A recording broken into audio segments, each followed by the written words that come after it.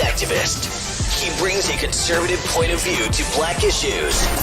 His mission: to provide a forum for honest discussions about social issues without the liberal lapdogs shutting down the discussion. Broadcasting from the American Truth Project Studios in beautiful Brooklyn Park, Minnesota. This is Conservative Nation with your host, Jermain Botsio.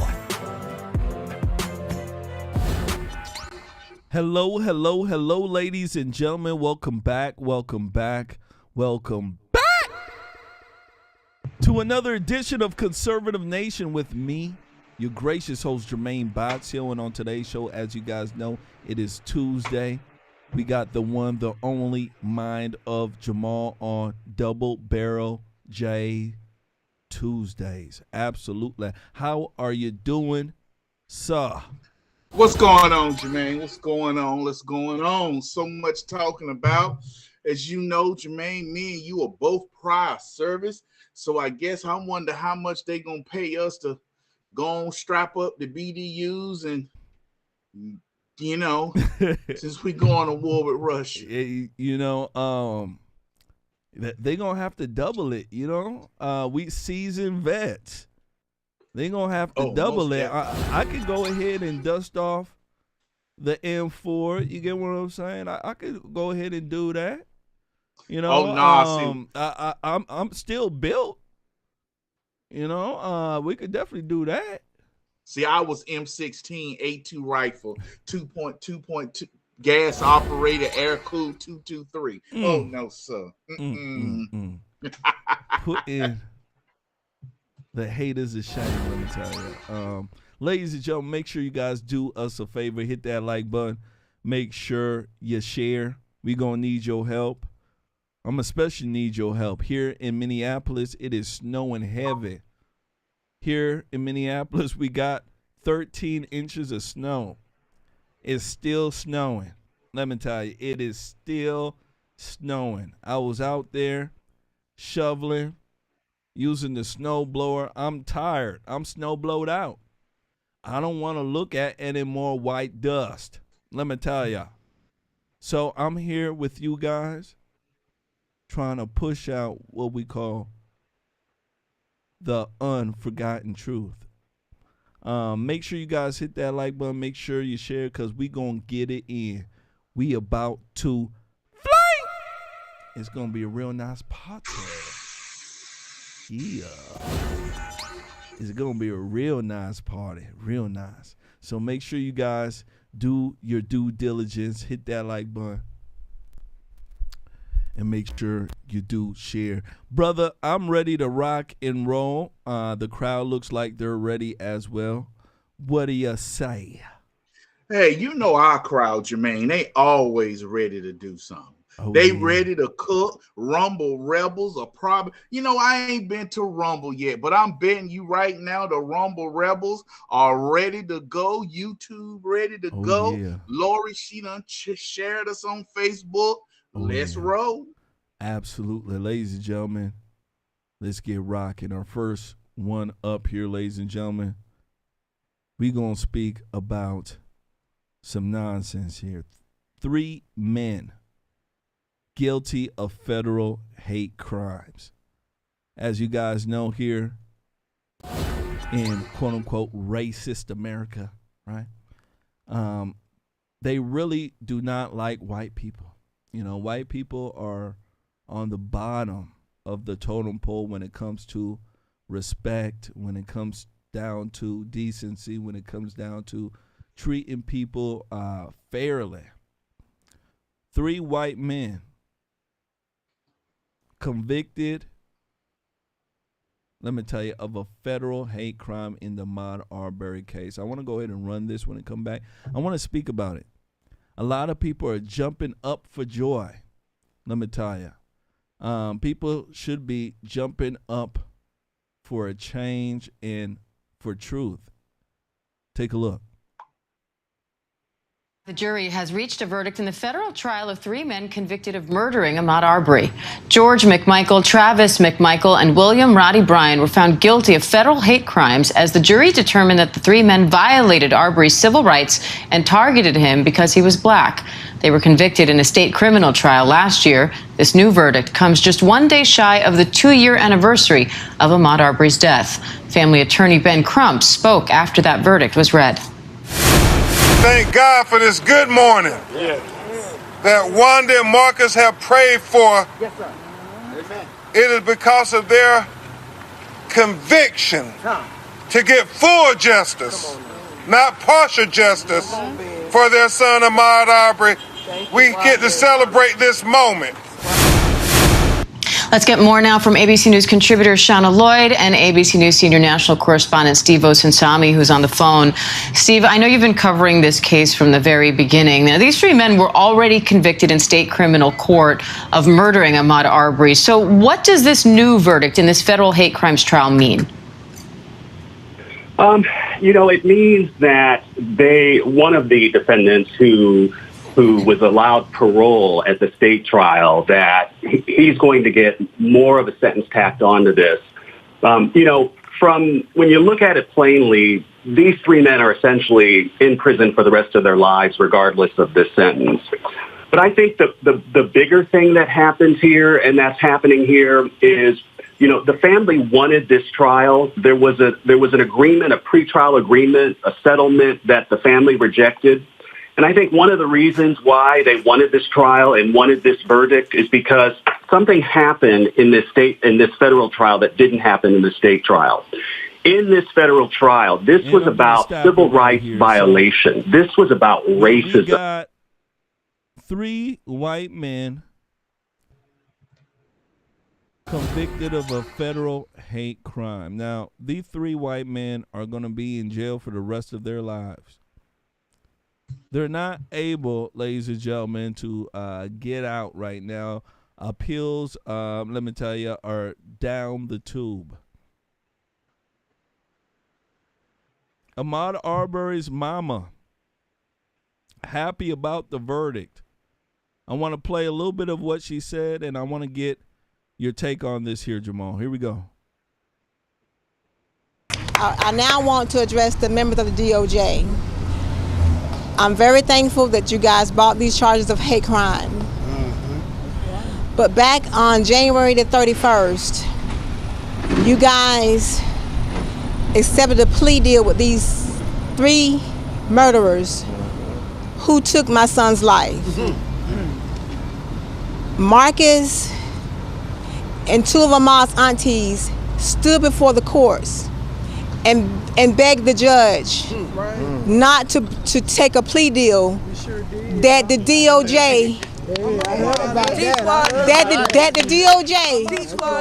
went before the judge and asked them to take a plea deal with these guys. That's a mother. Attorney Ben Crump just called these women, just called her name, Christian Clark. As I traveled to Brunswick on that Sunday afternoon, I spoke to Christian Clark and the lead attorney, Tara Lyons, begging them to please not take this plea deal. They ignored my cry. I begged them. Yes, you did. Even after the family stood before the judge and asked the judge to not take this plea deal, the lead prosecutor, Tara Lyons, stood up and asked the judge to ignore the family's cry. Justice. That's not justice for Ahmaud. Come on. What we got today, we wouldn't have gotten today if it wasn't for the fight that the family put up on January the 31st. And I'm going to stop right here. So the mother has an impassioned speech here. She's speaking about her son, quote-unquote, killers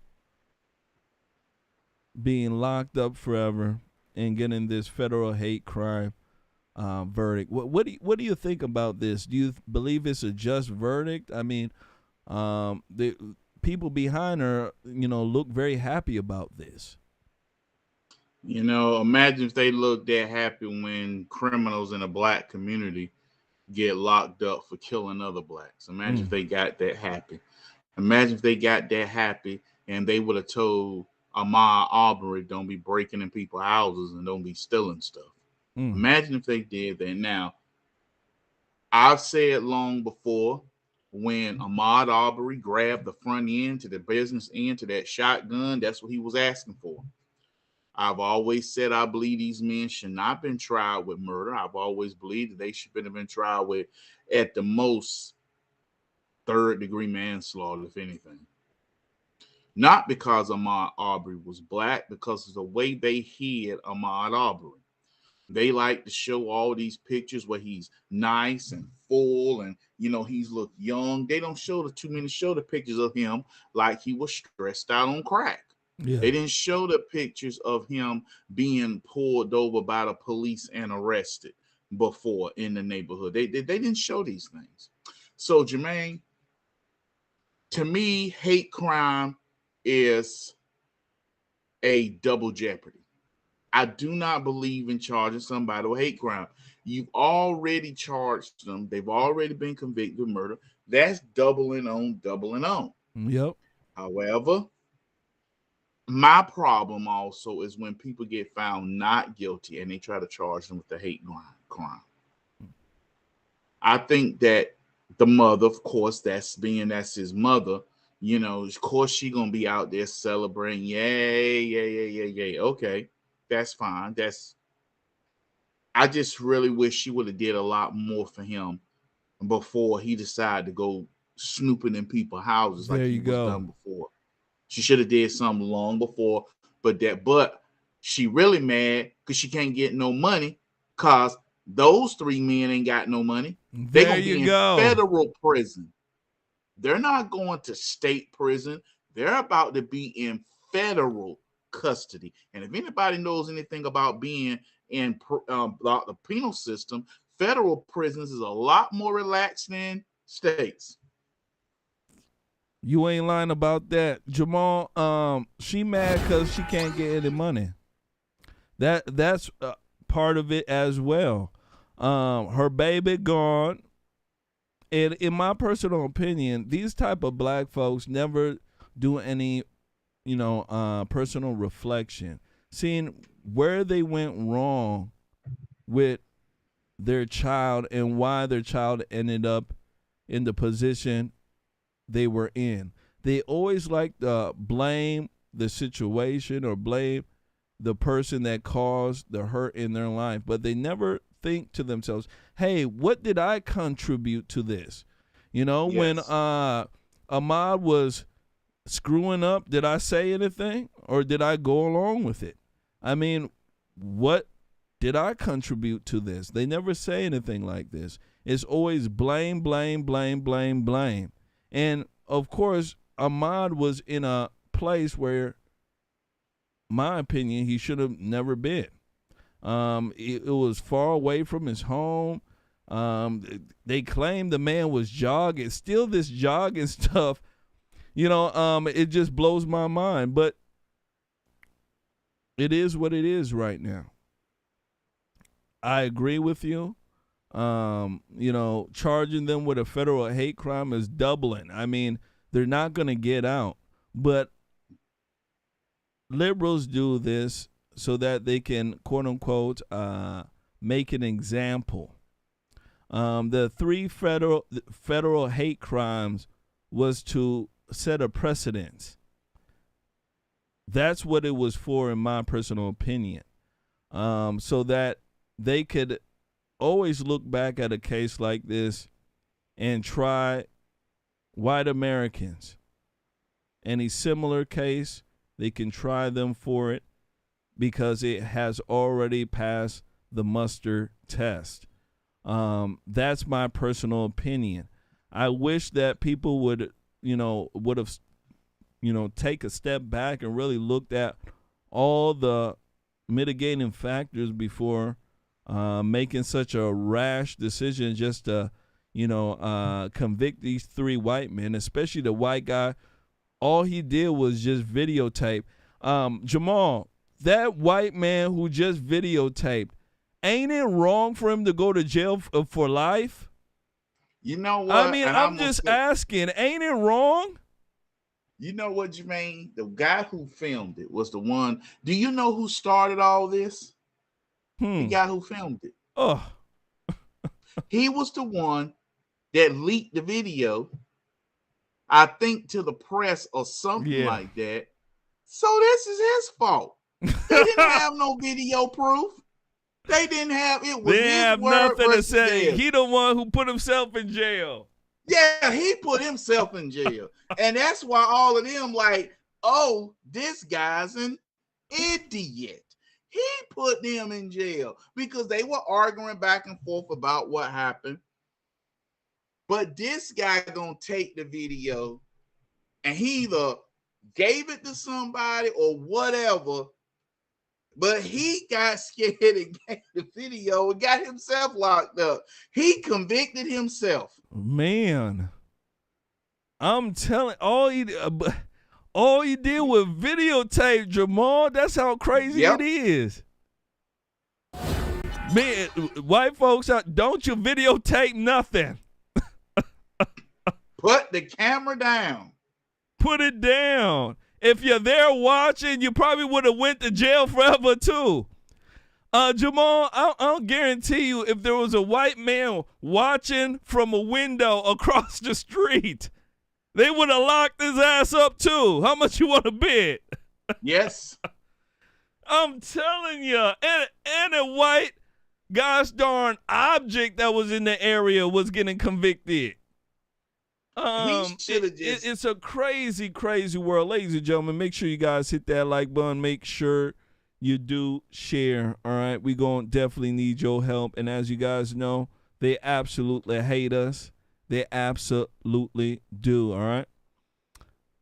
Absolutely. Let's go ahead and move forward. Make sure you guys do your due diligence, all right? Make sure you do. Next one up. I want to speak about a BLM member. A suspect accused of trying to kill a Louisville mayor. Oh, actually a mayoral candidate, excuse me.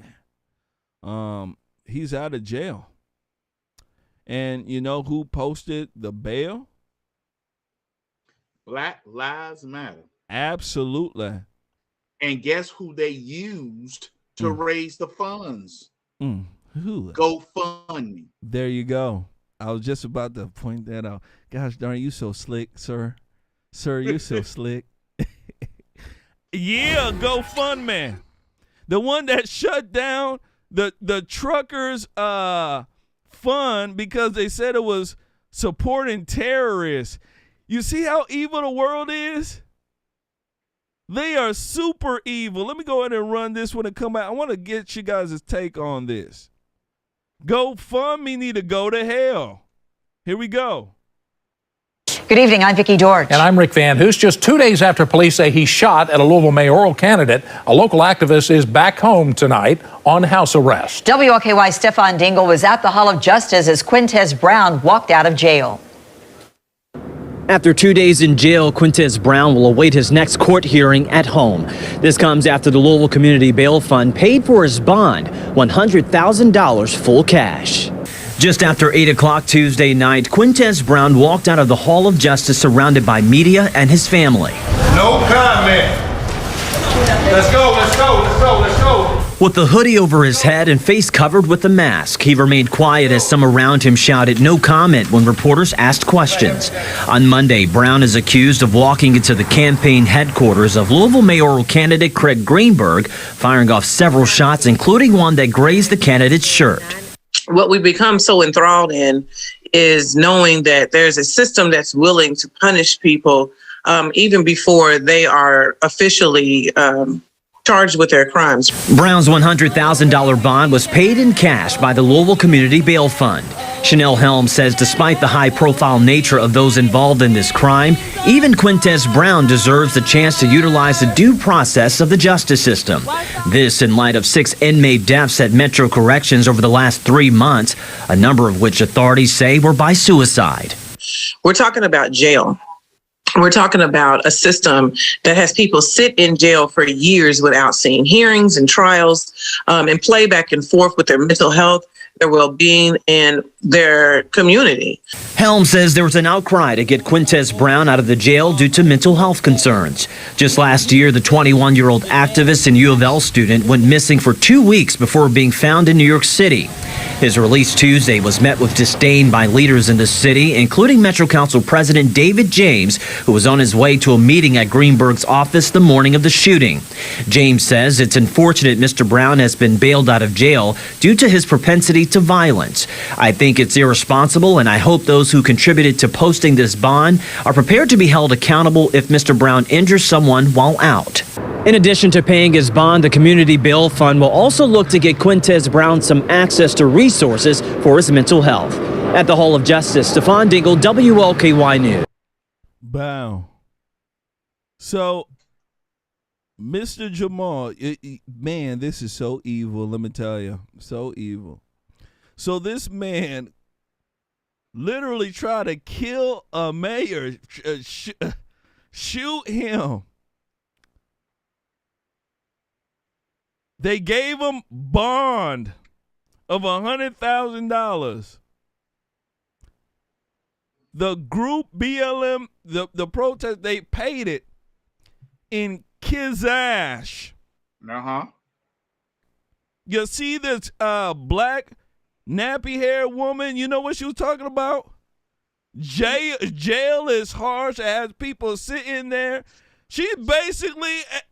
And you can't even get around it. She's basically making the guy a victim who's trying to kill somebody. They don't care about the actual victim. What do you think about this? Okay, well, they made Mr. Quintez Brown look like a victim, saying he had mental problems and all these things. Number one. And it's so hypocritical as Quintez Brown that, one, he should have never been on the, he was a total hypocrite. He was on Joy Reid's show talking about gun control. Yep. Then he's been honored by Barack Obama. Also, he's been honored by Joe Biden. Also, he's been all on MSNBC. So where is the connection between MSNBC, Joe Biden, Obama, and this young little terrorist? Because he's supposed to be considered a terrorist. Also, real quick, just for a little side note, Jermain, they're saying they don't know what could be the motive. How come when it comes and if it offends people, it just offends them? Yep. How come when it comes to young black men, they hate white people, they want to kill Jews, they want to kill this, kill that, all on their Facebook pages, Twitter feeds, and then you can say, oh, we really don't know why they did it. There is no reason for it. But if a white boy has a Make America Great Again hat on and he does something stupid as shit, it's automatically Donald Trump fault. Yeah, they already know. They smart then, right? They play dumb with the blacks, and with the whites, all of a sudden they get common sense, right? That's exactly what I've always said, Jamal. I've said this in America here, when it comes to black Americans, it somehow, some way, people lose common sense. They lose logic. It's almost as if they cannot, use their brain and assess what's going on. But when a white person does something, the exact same thing, Jamal, all of a sudden the brain is working. You get what I'm saying? Yep. They know what's going on. They know what, ladies and gentlemen, it's not a mystery. It's not at all. Hatred. Hatred for the police. Hatred for law and order. Now, this mayoral candidate here, I think he must have been a Republican. Nope, a Democrat. He's a Democrat too. Ooh, he must have been advocating for having more police. Because black supremacy is a real thing. Yeah, as we see. Yeah, it is. So you can see here, we are living in a new age where you can, have attempted murder and get out on a $10,000 bond. You can kill somebody and get out. New day. Let me tell you, new day. Let me go ahead and give somebody a shout out here. I want to give a shout out to Robert Marvin. Robert Marvin took our $10 challenge on Cash App. Shout out to you. Let me go ahead and give you the customary. Make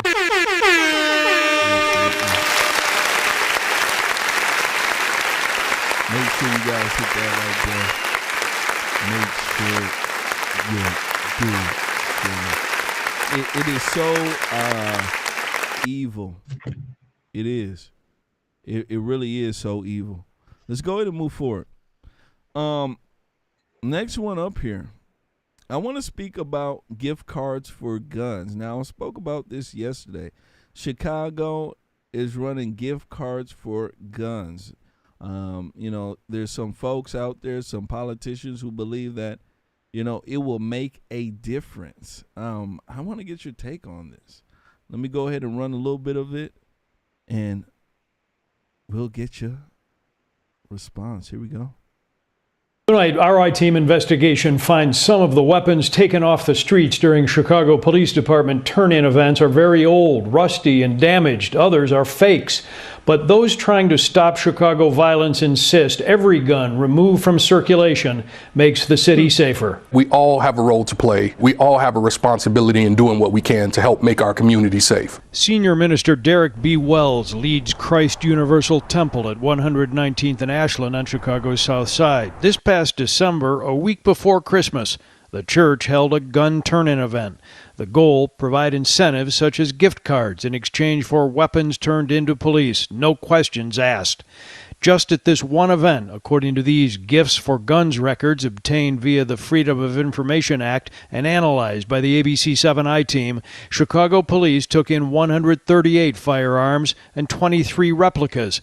That's 30% of the guns CPD received at these events in all of 2021. One firearm off the street is one less firearm that can be used in violence. It's one less firearm that's used in spreading this unintentional trauma. CPD hands out $100 gift cards for firearms and $10 gift cards for replicas ditched at these events.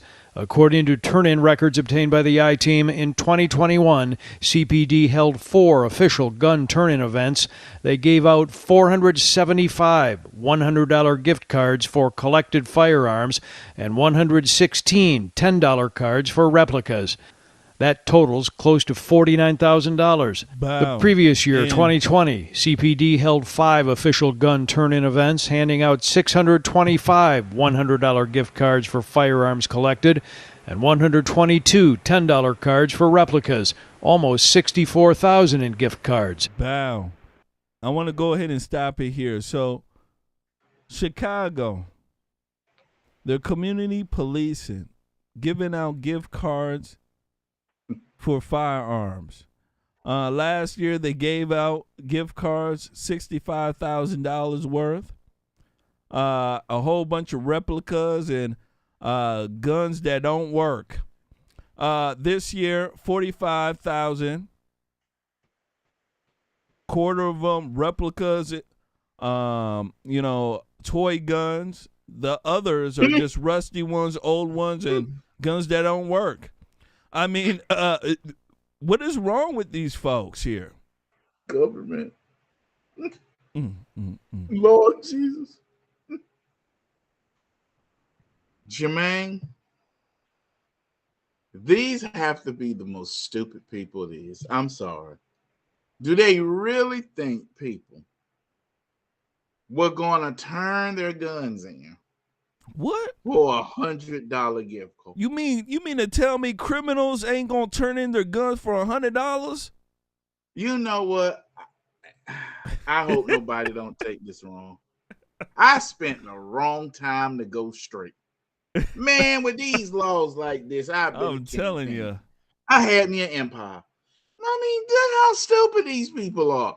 They thought people gonna go turn in the Glocks and the AKs and the ARs. Nah, they went got that old rusted, dusty gun that's been done, got used in the 1885 assassination and gang banging back in the 1950s, and gave talking about some. I want my gift card, and some crackhead politician or somebody working at the back say, okay, here you go. It's a gun. We getting guns off the street. You better check the museum.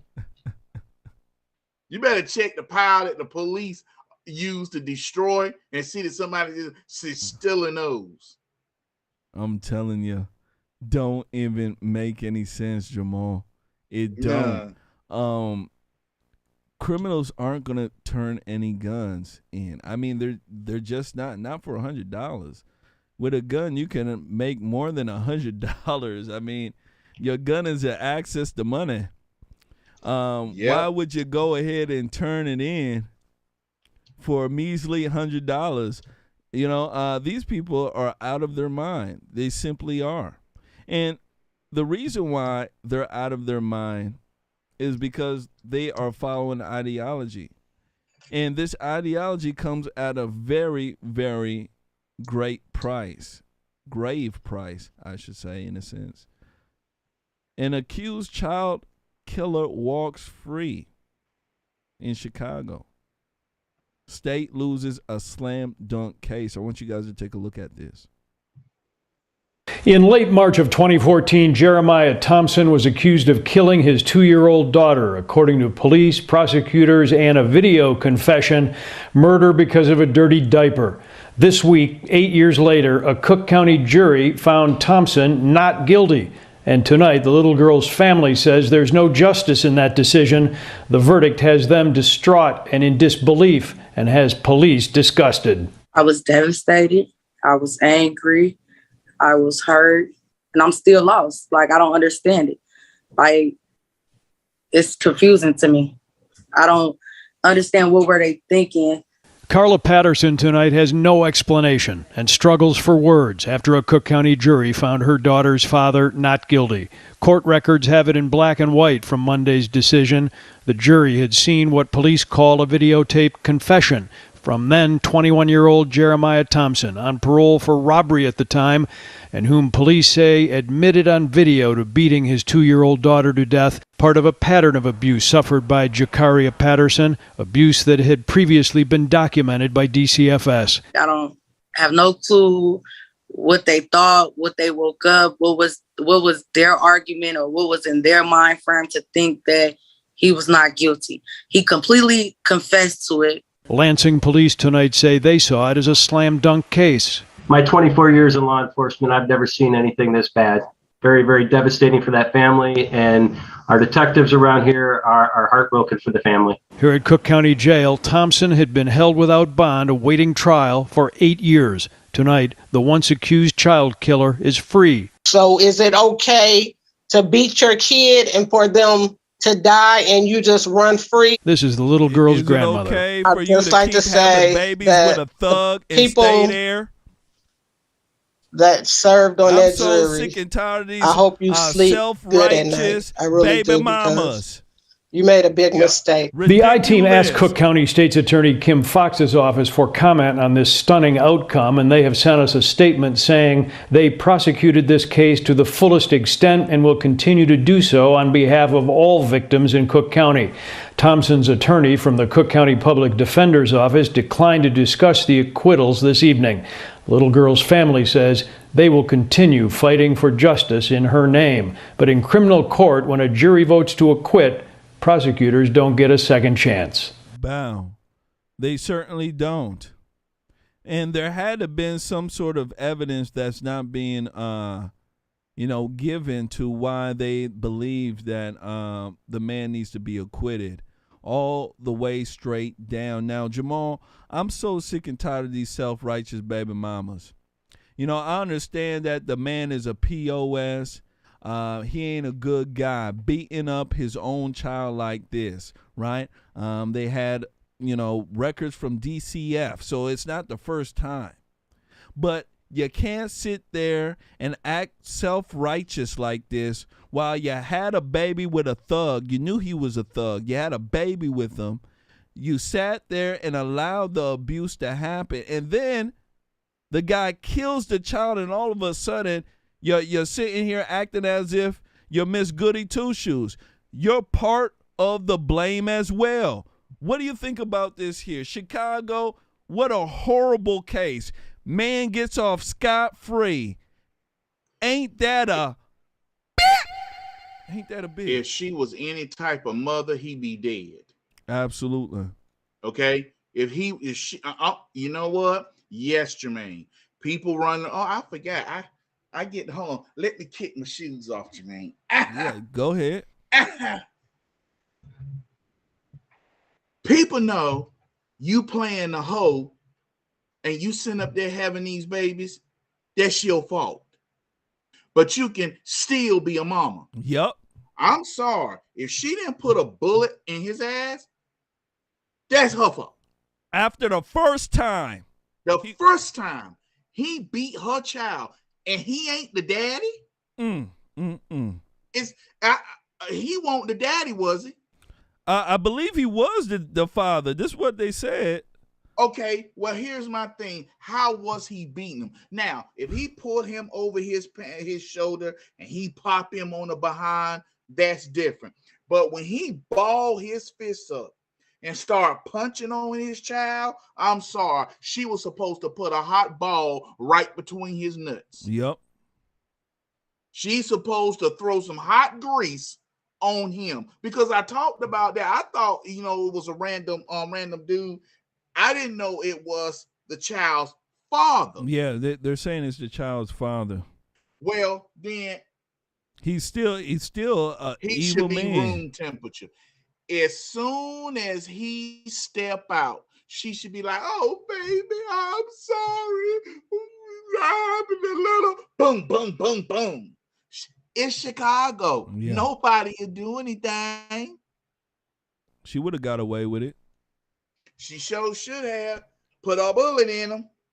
But yet she allowed the abuse to happen. That's why I don't give her any slack for that, because she allowed the abuse to happen. And apparently it happened more than once where the child was abused and DCF was called. So if this is happening, there's no reason why you need to continue to allow the man to be in the child's life and for you to engage with the man. But a lot of these women do this. That's why when it comes down to it, if you guys know the court system, when it comes down to domestic violence, a lot of states now will charge the man in behalf of, or the aggressor in behalf of on behalf of the victim, because they get tired of this game where you get into a little domestic violence situation. You call the police, they come and then they take the aggressor away, and then all of a sudden you say, well, I don't want to charge that person. I don't want them to go to jail. I don't want to see anything happen. The courts are tired of that. So they decided to say, hey, if you call the police and we come there, we're going to charge the aggressor on behalf of you. We're not going to sit here and play this game where you all of a sudden you think you come back to your senses and you say, oh, well, I don't want the person to be charged and all this other stuff. So I want people to understand there's a lot that goes into it, and I get sick and tired of these type of women who will go and have a baby with a thug. And they know he's a thug, Jamal. They know that he doesn't have a job. He's out there ripping and running, doing the wrong thing. don't even get married, have a baby, and then you allow the thug to control you and destroy your life. It's a perpetual cycle that seems to be happening to a lot of women across this nation. And I believe it's because of the culture and the lack of traditional family in this country. Last words on this here, sir. You know what? You know who else should be charged in this? Child Protective Services. Absolutely. Because they have been called. Here's the thing: people got to start holding these liberal organizations accountable. Now, if my daughter does some out of place and I spank her high important, she got whelps on her butt, Child Protective Services will step in. But when you got a man who is punching a child in the eye, those type of bruises, and you don't say this man cannot stay here, this is too deadly, this has to go, and take the child out of the house immediately. They are trying to play equity, and the people are getting killed. And what type of jury? You know, we talking about everything, but we're not talking about the jury. The jury literally is looking at him and went, they lock up enough black men. All them evil white folks always locking up black men. Maybe it was a mistake on me, but white folks done locked him up. No. The Child Protective Services should go to jail. Child Protective Services, people who can be locked up that investigated it, the mother should be locked up with him. Absolutely. The Child Protective Service needs to be held accountable. They absolutely do. It's not right for them to sit there and for them to get away scot-free like this. They need to be caught up and charged as well. Let's go ahead and move forward here, ladies and gentlemen. Make sure you guys do us a favor. Hit that like button. Make sure you do share. Brother, I want to speak about Kyle Rittenhouse. Mr. Rittenhouse is looking to sue Whoopi Goldberg, LeBron James, and a whole host of celebrities and politicians. He is saying that they have called him a murderer, and it's defamatory, and it also hurt his life. I want to go ahead and run this when I come back. I want to speak about it. I'm all in favor of him suing. A lot of these liberal folks need to watch their mouth. It seems like they can say whatever and get away with it, and I'm sick and tired of it. Here we go. Yeah, I mean, they tried to imprison you for the rest of your life. It wasn't coverage, it was advocacy. You have a lot of potential targets to sue yourself. Will you be suing any of these news organizations, and if so, when? Well, right now we're looking at quite a few politicians, celebrities, athletes. Whoopi Goldberg's on the list. She called me a murderer after I was acquitted by a jury of my peers. She went on to still say that. And there's others. Don't forget about Sank from the Young Turks. He called me a murderer before verdict and continues to call me a murderer. Interesting. And what about the people who called you groundlessly a white supremacist, which makes it pretty hard to get a job for the rest of your life if you're a white supremacist? Will you be responding to them? Absolutely. We are going to hold everybody who's lied about me accountable, such as everybody who's lied, called me a white supremacist. Yeah. They're all going to be held accountable, and we're going to handle them in a courtroom. Kyle Rittenhouse, I appreciate your announcing that tonight, the Media Accountability Project, and of course we're rooting for justice as we always are. So thank you very much. Good to see you. Bow. So Kyle Rittenhouse, Media Accountability Project, he wants to hold a lot of these folks accountable. What do you think about this? Okay, here's the thing what Kyle Rittenhouse has to do. During the trial, he can try to sue. They'll be like, no, we was by our opinion, based on the evidence what we saw, he did it. He's a murderer. However, when that man said, Kyle Rittenhouse, stand up on the first count of first-degree murder, what's your verdict? Not guilty. Second count, not guilty. Once they rule not guilty, he's been held by he's been judged by his peers. Yep. He was tried. He was found not guilty. Anything other than that, if people don't say, acknowledge that he got found guilty and say, you know what, to me, he's still guilty. To me, he's still guilty, in my personal opinion. But when you are calling him things like a murderer, which requires conviction, see, it's certain words. I can call you a thief. I can say, oh, Jermain, you ain't nothing but a thief, Jermain. You ain't nothing but a thief.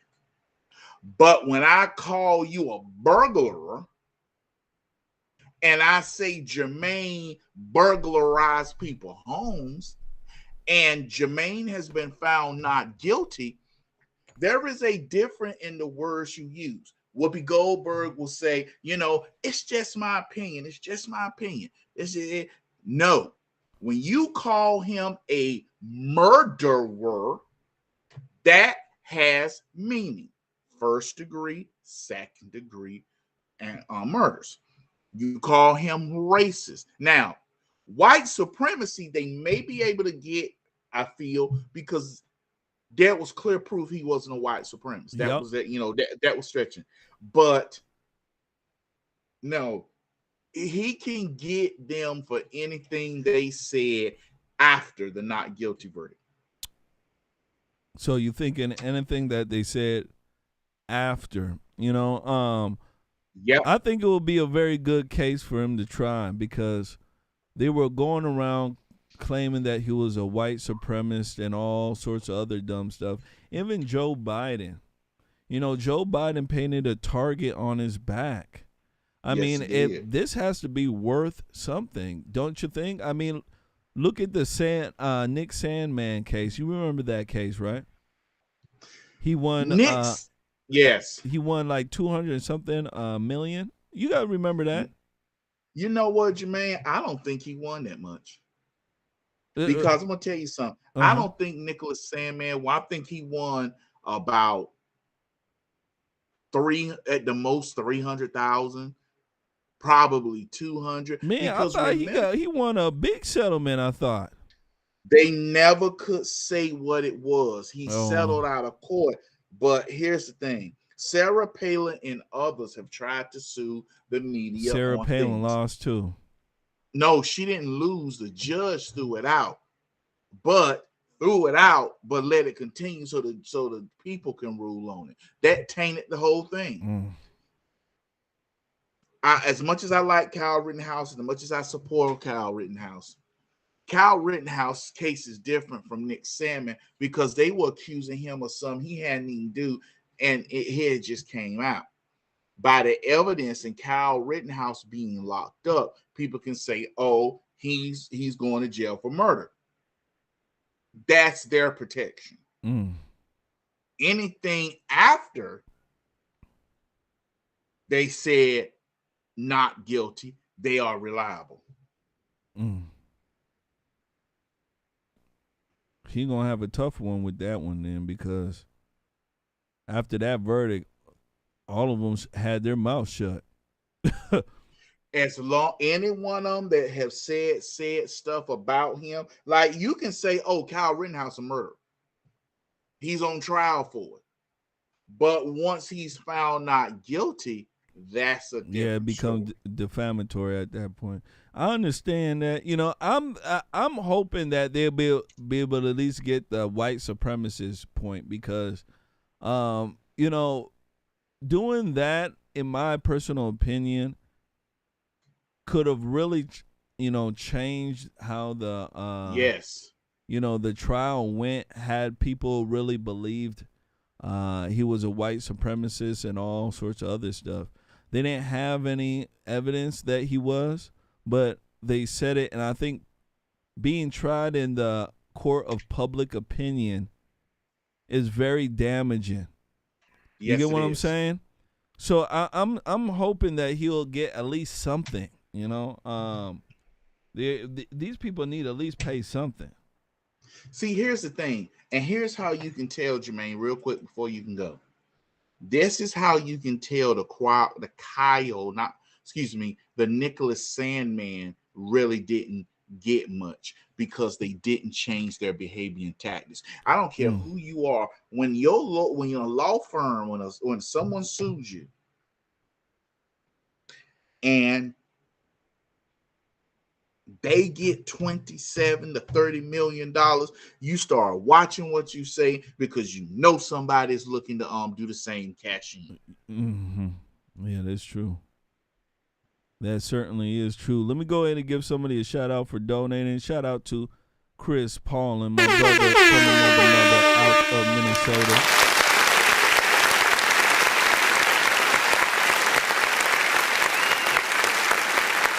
Donated, took the challenge, says I challenged the Wrench Club. $2. $2. He's challenging folks to donate. 5 people for $2. I mean, that ain't much.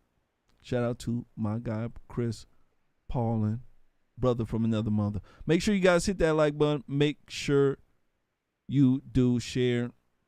We shall keep an eye on this case here. Hopefully, the man prevails. I know it'll be a steep climb. Moving forward, I want to speak about Hillary Clinton. She was chased the other day by a Daily Mail reporter. They wanted to ask her about this quote-unquote fake scandal that she's claiming there is, right? Hillary Clinton waves off questions about whether she spied on Trump in 2019. I want you guys to take a look at this. When it comes back, I want to get your take on it. If she has nothing to hide, why is she running? You know, what's wrong with her? Here we go.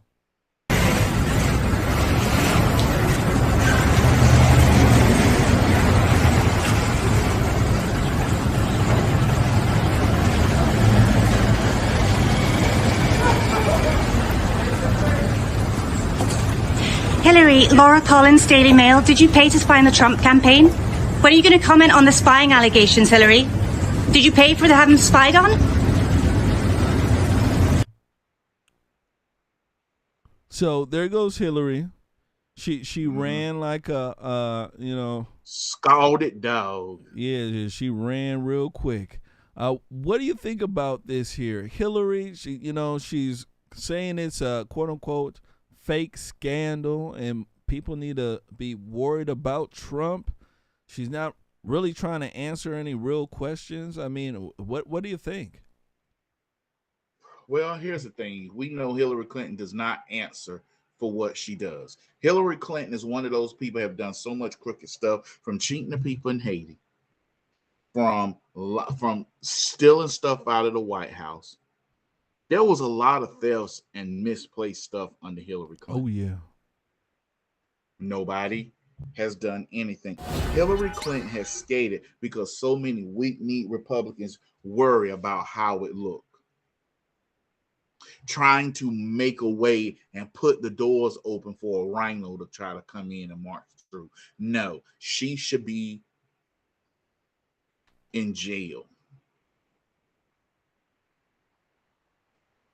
Simple and plain. Hillary for prison is what you're saying, huh? Yes. Hillary for prison. That should be the slogan for 2024, because I know she want to run. The liberals have nobody to put up except for the old wretched witch Hillary Clinton, and she's making her rounds now, doing interviews, but she's not really speaking about what's real. She's basically talking about how bad Republicans are. She's not talking about how bad liberals are and the dire situation they put our country in.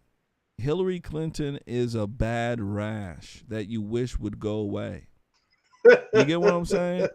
She is, Jamal. You know what I'm talking about. You know, a bad case of foot fungus. Yeah, like some foot fungus. You know, you grab some gold powder. You know, you think you got it down. You're like, man, this fungus is gone now. My feet can breathe now. You know, it don't stink no more. 2 days later, that fungus creep right back. That funky smell come right back. You know, it's a real bad thing. You know, hopefully she'll meet the Lord here soon. You know, I think it's getting around that time. You know, she eating nervous ratchet could be. So you know what I'm saying? Want to be around. Sure, it'll be Christmas at the GOP headquarters. You know, Hillary Clinton did. Oh my goodness gracious, they breaking out all the bottles. Yeah, we saved this for Hillary Clinton's death. Absolutely, pour up, fellas. I'm a bad man.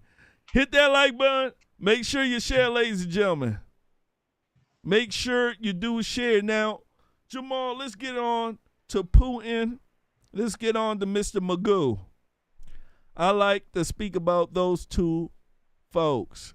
First one up, I want to speak about Putin. Putin scratched his nuts that was filled with steel balls.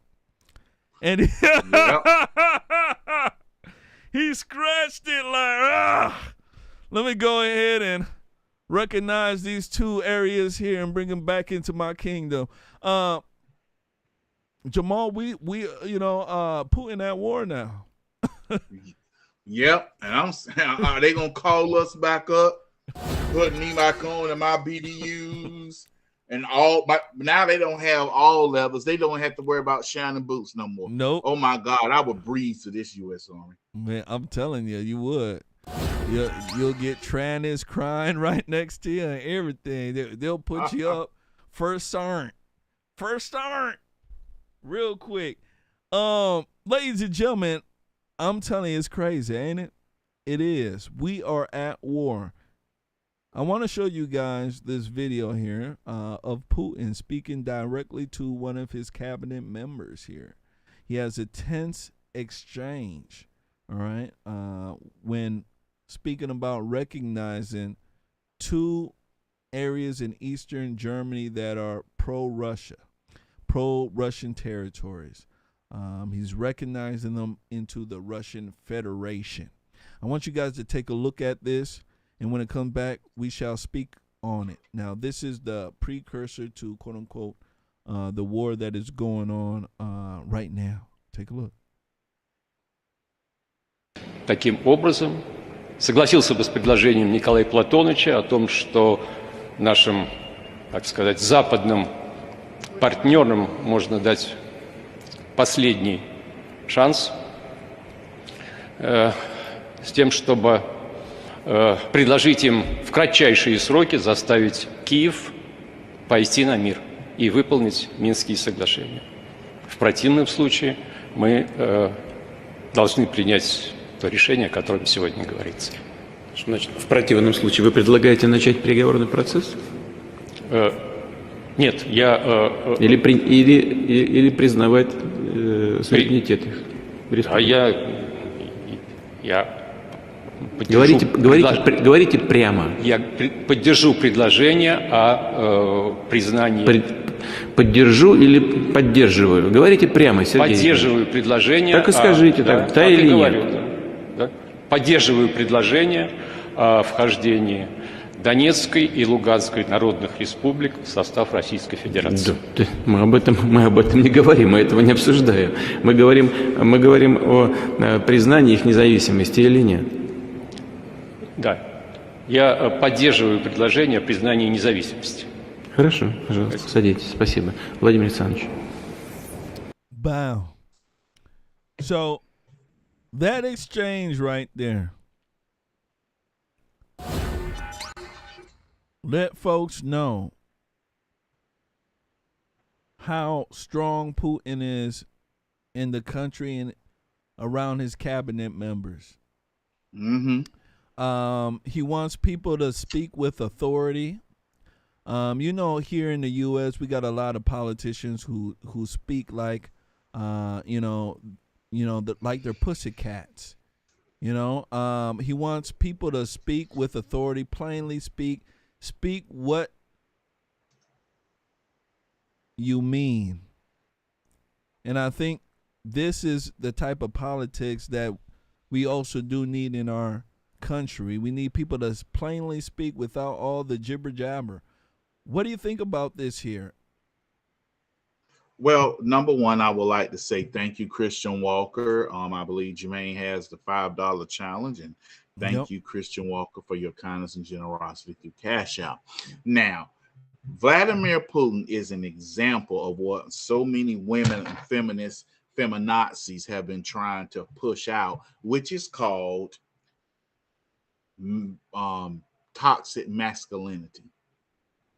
A true toxic masculinity man don't care what you think. A true toxic masculinity man walks with pride, walks with accomplishment, walks with that swagger, confidence in himself. A lot of people don't like that, especially if it's a white male. Vladimir Putin is not a left-leaning, I support Black Lives Matter trash, let's go to the black mall type person. Vladimir Putin is about his business. And as you can see, listen, spit it out. Go on, spit it out. You know, people were making jokes of it, but you see how terrified that man was? Very. Very terrified. Just to let people know, I restarted the stream on Facebook. Oh, okay. What happened? Well, I don't think we got some sort of copyright here. Some.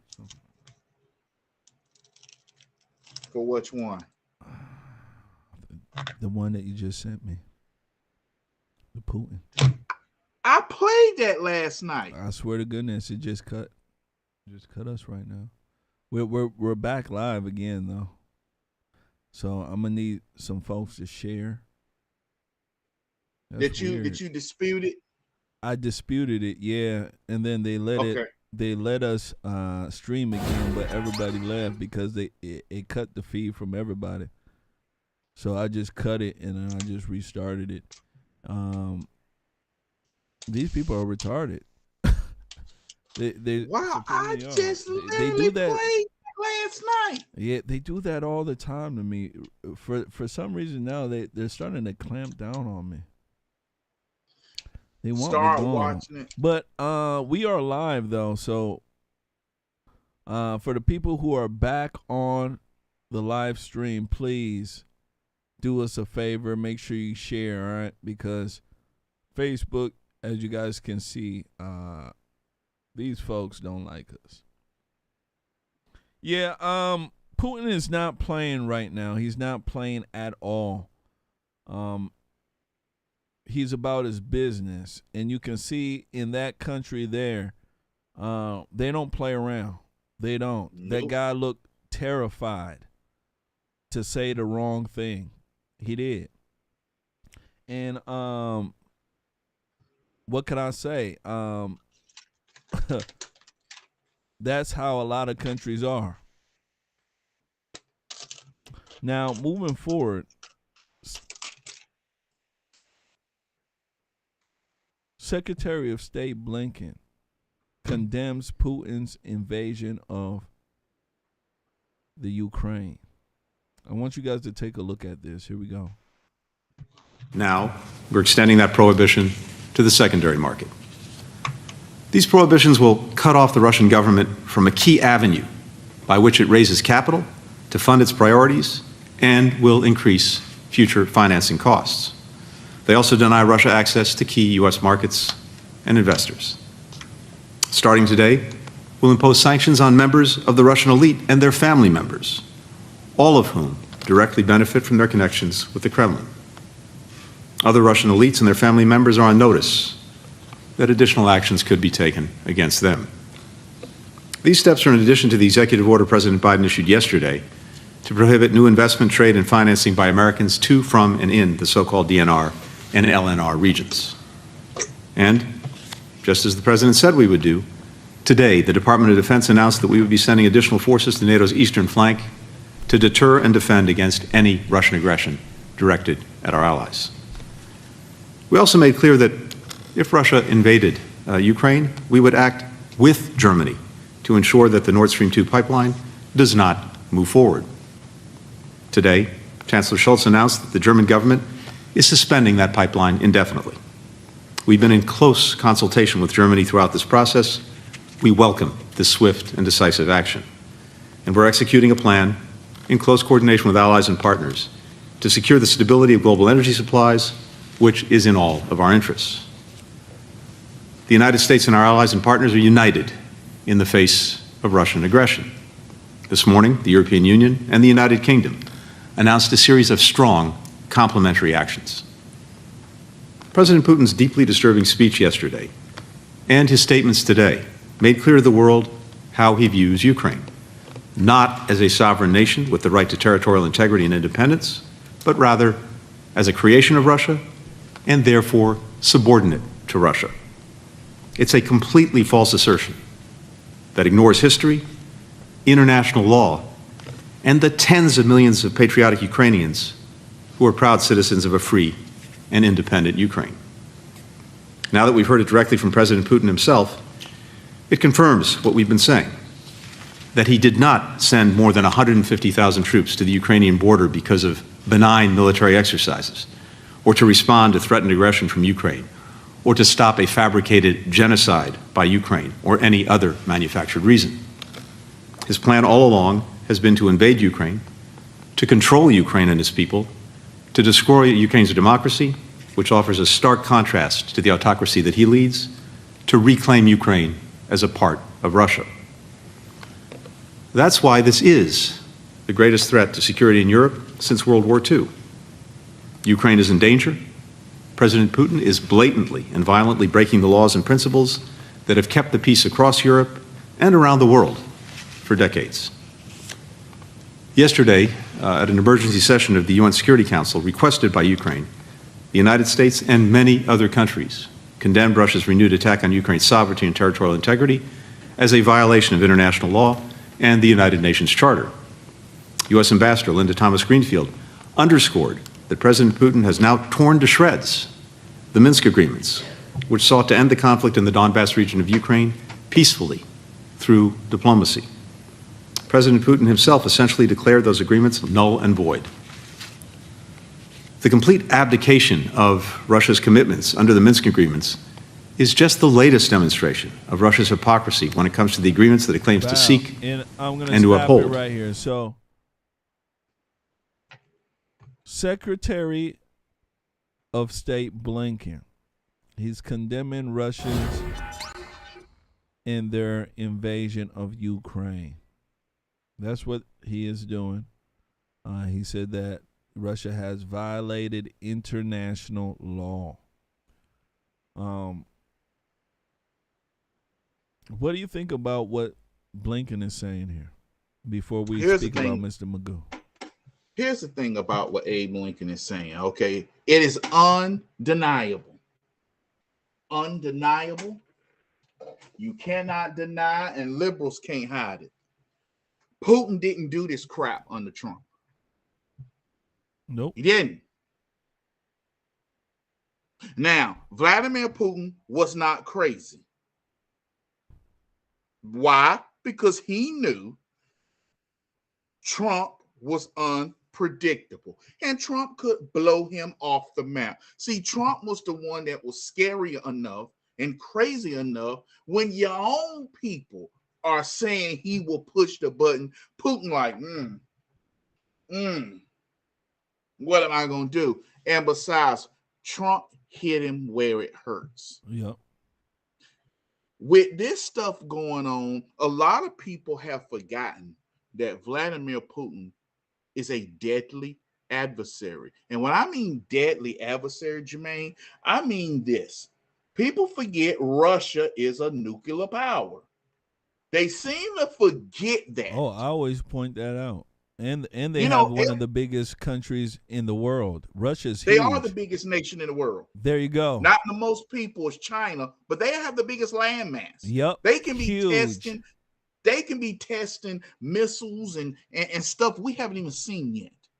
Look at their tank design. That tank design looked like somebody took a daggone box and their tank turret, you know, because me and Jermain been in the military, is like this with a sharp angle. So when a shell hit that, in other words, when you got metal, most tanks, if you look at our Abrams tank, is at a slope. Slant, yep. Theirs really is forming a V shape. V. Mm-hmm. So when a shell hits that, It there's a bounces. good chance it's going to ricochet. Yep, it's going. People forget that Russia is a power. And I'm going to tell you something. You can't be no little mouthy, little pissant trying to continuously mug somebody and talk about, you know, we gonna sanction you, and you got all these little nations. First of all, America's the only one who can really do anything with Russia, and Vladimir Putin recognized Joe Biden for what he is, weak and inconsistent. Yes, the presidency matters that much because every country knows America, depending on the president, is one person away from firing a nuke. Look what Harry S. Truman did to Hiroshima and Nagasaki. He said, drop the bombs. John F. Kennedy, what did he tell Nikita Khrushchev in a Bay of Pigs in the Cuban Missile Crisis? Put those ships out in the water. If they don't turn around, we go on a war. Sink them. Vladimir Putin Joe Biden can't even tell the difference between men and women.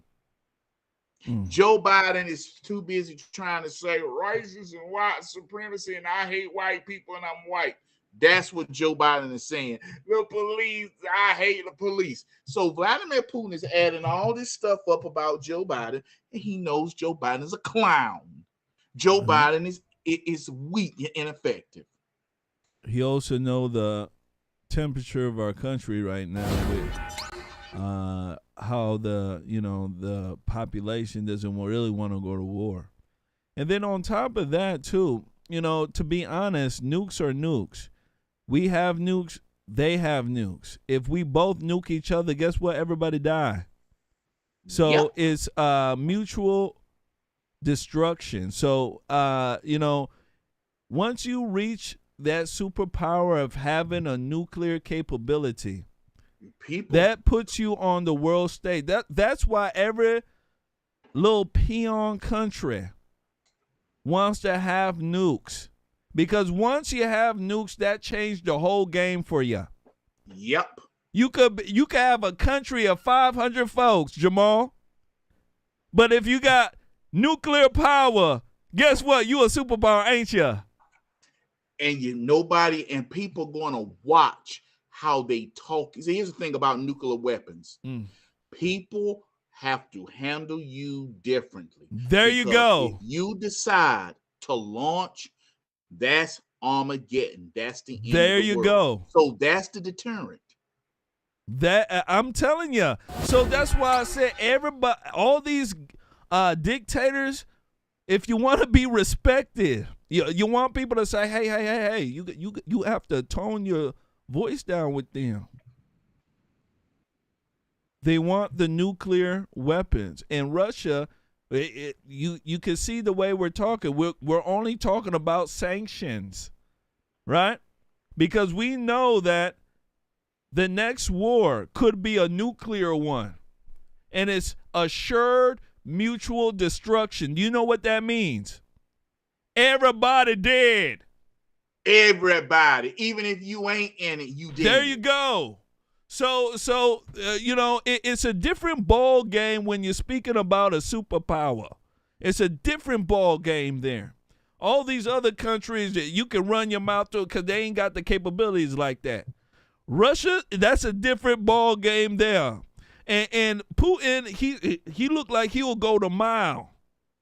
He will go the mile. So I mean, in my personal opinion, and I heard Tucker Carlson's statement that got a lot of folks heated yesterday when he said that he is with Putin if what is it called? Biden was King George III. He would go with Russia. That's what he's saying. And that statement there is getting him, really beat up, because a lot of folks out there are not looking at the history of what's going on, and also the players and all the things that are going into this here. And when you look at the liberal left is pointing their finger at Russia. Now, Jamal, in all honesty, when it comes to the liberals, they hate Russia for a lot of reasons. One of the reasons they hate Russia is because Russia is not part of their Luciferian club. Nope. You get what I'm saying? They're not a part of that club, so they don't like them. Russia is about independence, okay? Russia's not part of the EU. So these certain Luciferian global type of cults that they have, the Russians aren't a part of that. And I think that is a lot of the driver there. Russians came up with their own vaccine. They're not using Pfizer or none of them folks. You get what I'm saying? Russia is by themselves. And this is something that the Luciferians don't like. The Luciferians are part of the NATO, the EU. The Russians ain't a part of that. So these certain things that nobody's speaking about, they don't like, and they try to link Russia to Trump because those are the two folks they hate. They hate the country of Russia, and they hate Trump. That's why you got that stupid woman, Hillary Clinton, always running her mouth about Russia. Well, Ukraine is corrupt as hell, and Joe Biden is protecting his investment.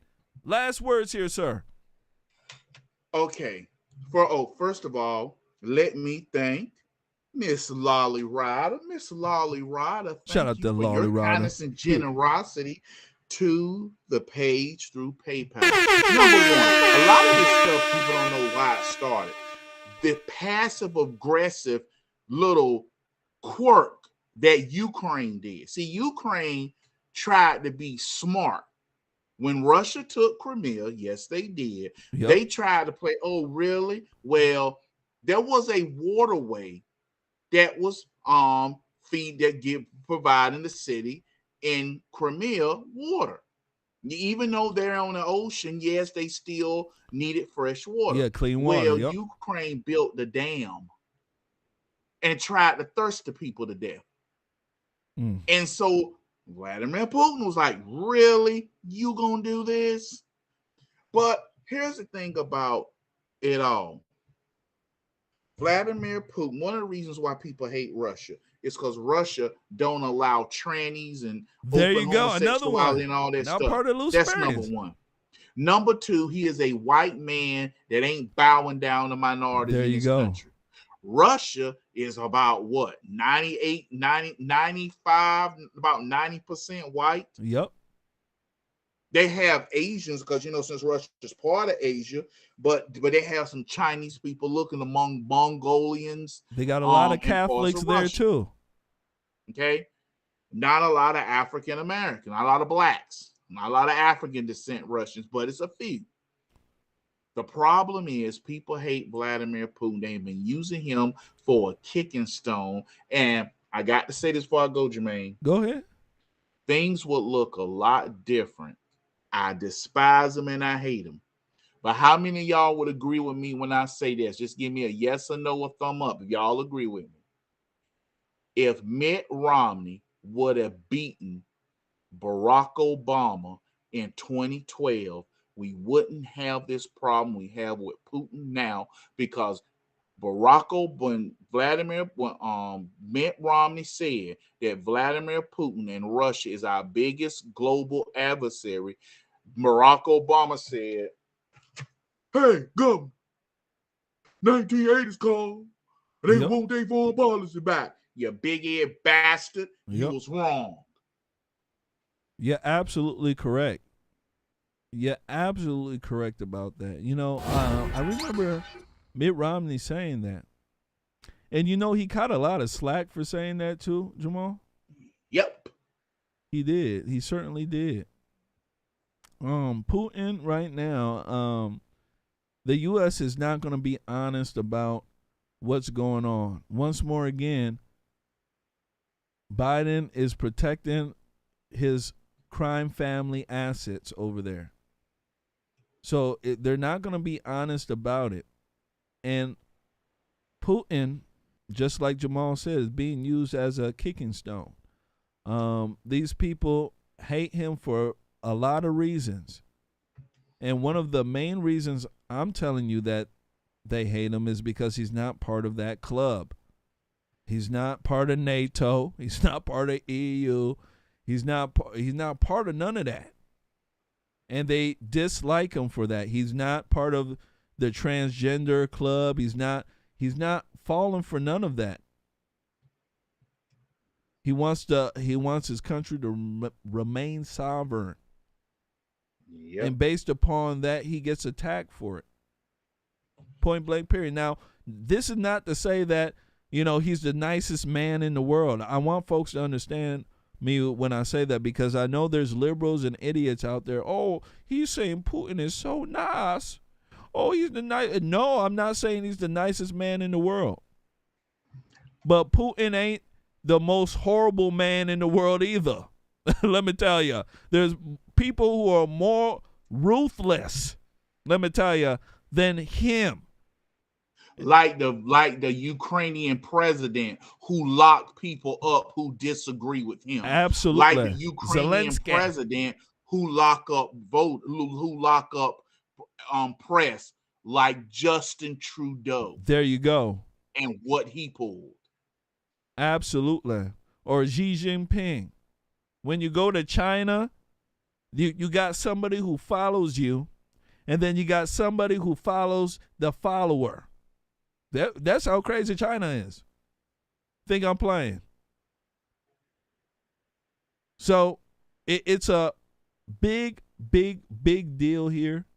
We shall see, how this goes down. But it's looking like, Russia's going all the way. They don't care about the sanctions. They just don't care. And to tell you the truth, I don't think the sanctions are going to help anyway. They've been sanctioned since Crimea. So you're I don't know what else you're going to try to do besides take away their banking, and they have other ways of banking besides the SWIFT banking system that is out there. So Biden, good luck. And I think that's probably what Putin told you too. Brother, last words on this here, sir. People wanted to use Vladimir Putin as, now it's big and scary. Now he's big and scary. But when Barack Obama lied and said he's no threat, and then he was on tape saying, tell Vladimir to give me time, and after the election, then we can discuss and give him the things he wants. And what did he want? The rest of those Eastern nations who, Russia, we are away from you. And Russia like, okay, I'm back. Now they're like, NATO. Yeah. Now, before we go here, I got another video here. This video is Biden unveiling new sanctions here. Let's go ahead and run that. I want people to hear what sanctions are being placed upon them. Very quick video. When it come back, we shall wrap this up. Here we go. Over the last few months, we've coordinated closely with our NATO allies and partners in Europe and around the world to prepare that response. We've said all along, and I've told Putin to his face more than a month ago, that we would act together. And the moment Russia moved against Ukraine, Russia has now undeniably moved against Ukraine by declaring these independent states. So today, I'm announcing the first tranche of sanctions to impose costs on Russia in response to their actions yesterday. These have been closely coordinated with our allies and partners and will continue to escalate sanctions if Russia escalates. We're implementing full blocking sanctions on two large Russian financial institutions, VEB and their military bank. We're implementing comprehensive sanctions on Russian sovereign debt. That means we've cut off Russia's government from Western financing. It can no longer raise money from the West and cannot trade in its new debt on our markets or European markets either. Starting tomorrow and continuing in the days ahead, we'll also impose sanctions on Russia's elites and their family members. They share in the corrupt gains of the Kremlin policies and should share in the pain as well. And because of Russia's actions, we've worked with Germany to ensure Nord Stream 2 will not, as I promised, will not move forward. As Russia contemplates its next move, we have our next move prepared as well. Russia will pay an even steeper price if it continues its aggression, including additional sanctions. The United States will continue to provide defensive assistance to Ukraine in the meantime, and will continue to reinforce and reassure our NATO allies. Today, in response to Russia's admission that it will not withdraw its forces from Belarus, I have authorized additional movements of U.S. forces and equipment already stationed in Europe to strengthen our Baltic allies, Estonia, Latvia, and Lithuania. Let me be clear. These are totally defensive moves on our part. We have no intention of fighting Russia. We want to send an unmistakable message, though, that the United States, together with our allies, will defend every inch of NATO territory and abide by the commitments we made to NATO. We still believe that Russia is poised to go much further in launching a massive military attack against Ukraine. Hope I'm wrong about that. Hope we're wrong about that. But Russia has only escalated its threat against the rest of Ukrainian territory, including major cities and including the capital city of Kyiv. There are still well over 150,000 Russian troops surrounding Ukraine. And as I said, Russian forces remain positioned in Belarus to attack Ukraine from the north, including warplanes and offensive missile systems. Russia has moved troops closer to Ukraine's border with Russia. Russia's naval vessels are maneuvering in the Black Sea to Ukraine's south, including amphibious assault ships, missile cruisers, and submarines. Russia's moved supplies of blood and medical equipment into position on their border. You don't need blood unless you plan on starting a war.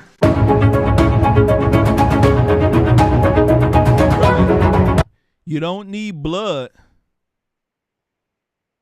if you're not starting a war. And guess what? That war begun. Yes, Jamal, yes, so done. he's talking about just hitting the rich Russians. He's talking about taking away, them banking with the West.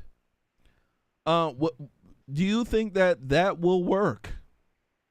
Will it deter, Russia from, they're already invaded, but what do you think?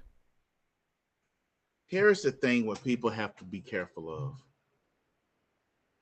I'm a student of history. After World War I, when Germany lost, because Germany was a great empire, they put sanctions and all these cruelly crippling things on Germany. Okay? You had the stock market crash. People was, a world-shattering event. You had the plagues, Spanish flu. Yep. Germany had a charismatic leader. He came doing and said, And he made people feel good. He made people have the national pride that they once had. Not necessarily the old, but the young. See, a lot of people don't know Germany and the Nazis were mostly young. They wanted things new. Now, let's go up to today. Vladimir Putin. You keep with all these sanctions, you're gonna cripple their economy. That's an act of war. When you are purposely crippling somebody's economy, that's an act of war. And if you think he's gonna sit back, watch Americans drink tea. Jermain, please pass the great poupon. Great poupon. The great poupon. Jermain, pass me some great poupon. No. And crash me some of that Cracker Barrel cheese. No racist intent. Cracker Barrel cheese. Okay? When they see us doing that and all that bragging, you know what somebody say? Oh, heck no, nah, this ain't going on. You ain't going to starve my people to death. You ain't going to sit here and run us like this. And you got China sitting back like, oh, yes, fight amongst yourself. Oh, yes. Oh, yeah. Oh, yes. Oh, yes. Oh, yeah. Oh, you white people fight amongst yourself.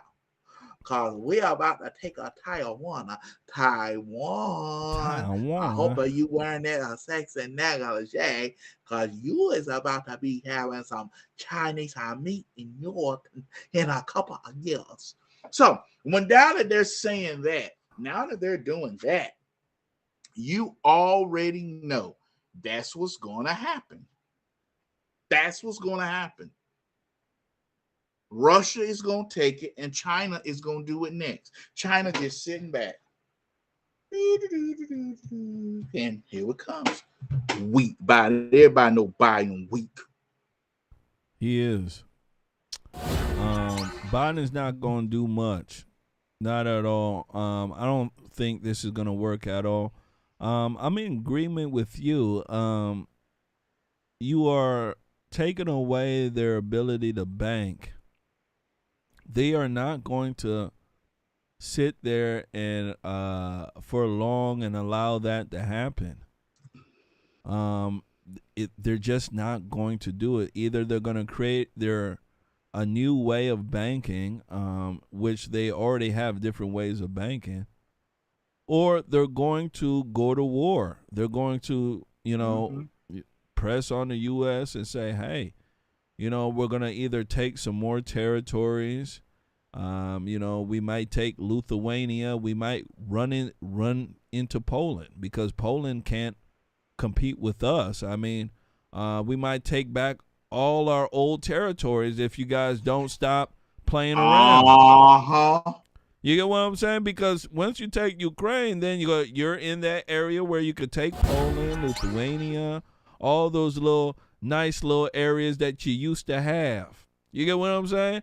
What's going to stop Russia from doing it? Lithuania ain't got no power. Poland ain't got no power. Finland ain't got no power. These folks ain't got no power. They got the power of the cell phone to pick up the phone. We need America, come here. And this is what's answering the phone. Hi. Yep. This is America calling you.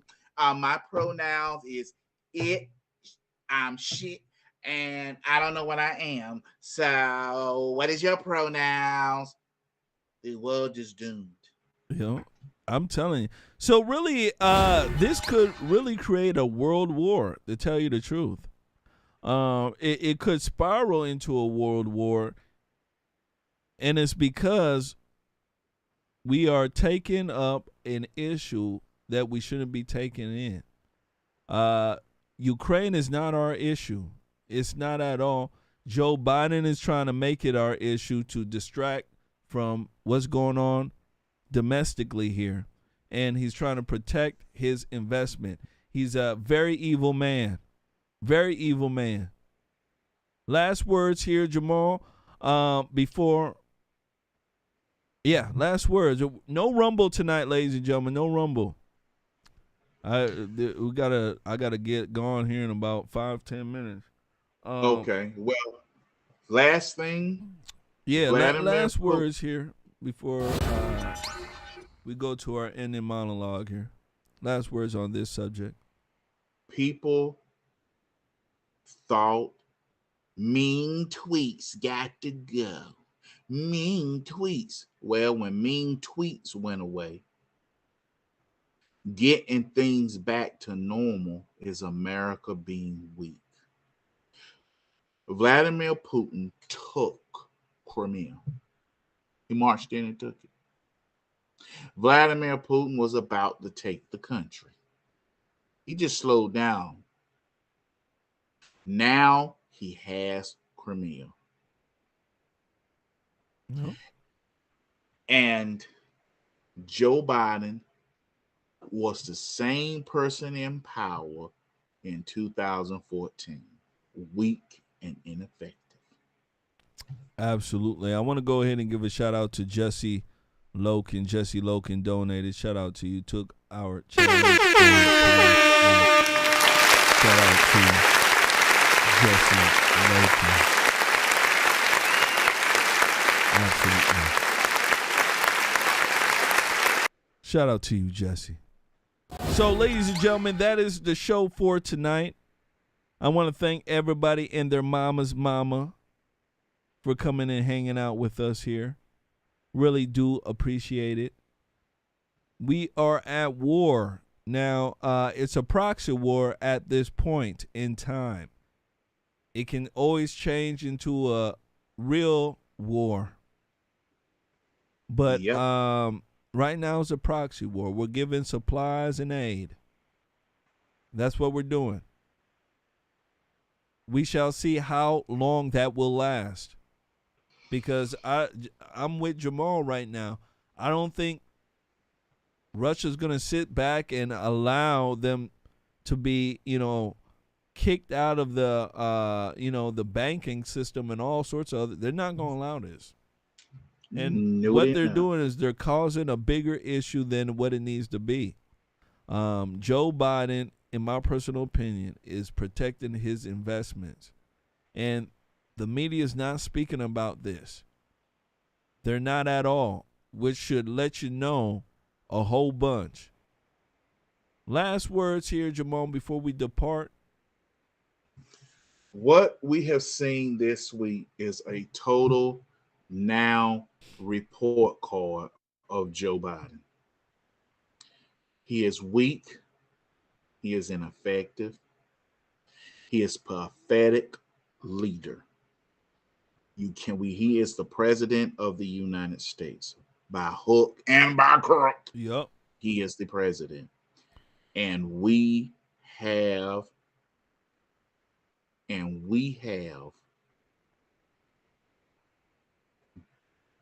no one to blame but not fussing and fighting in the courts.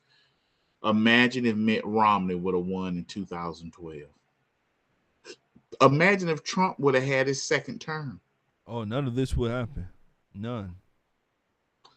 If you are an American and you're my age, 40, and if you're in your 40s and up, you remember nuclear fallout drills, stuff like that. We're going to start having them because China's about to grab land. Russia's about to grab a country, and America going to be sitting up there saying, don't do that, don't do that. I wish, you know what? America would invade Canada and take Canada for it. And so we can get them people some real democracy. Absolutely. Absolutely. Ladies and gentlemen, I want to thank you guys so much for coming on in here, hanging out with me and Jamal. I really do appreciate it from the bottom of my heart. I also want to thank everybody who hit that like button and everybody who shared and donated. You guys are rock stars, let me tell you. Absolute rock stars.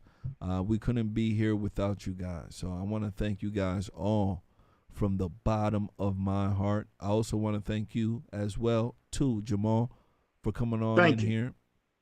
We've been doing this for a while. Great. And you're such a trooper and a leader. So I want to thank you so much for coming on in here and hanging out. with us as well. I'll be on tomorrow, 7 p.m. Central Standard Time. So make sure you guys come hang out with us. We shall give you guys the good word at that time as well. Jamal, once more again, thank you so much, brother, for coming on in here. And ladies and gentlemen, thank you for coming on here and choosing Conservative Nation Airlines. Hopefully you will take a ride with us again. Be safe and Godspeed.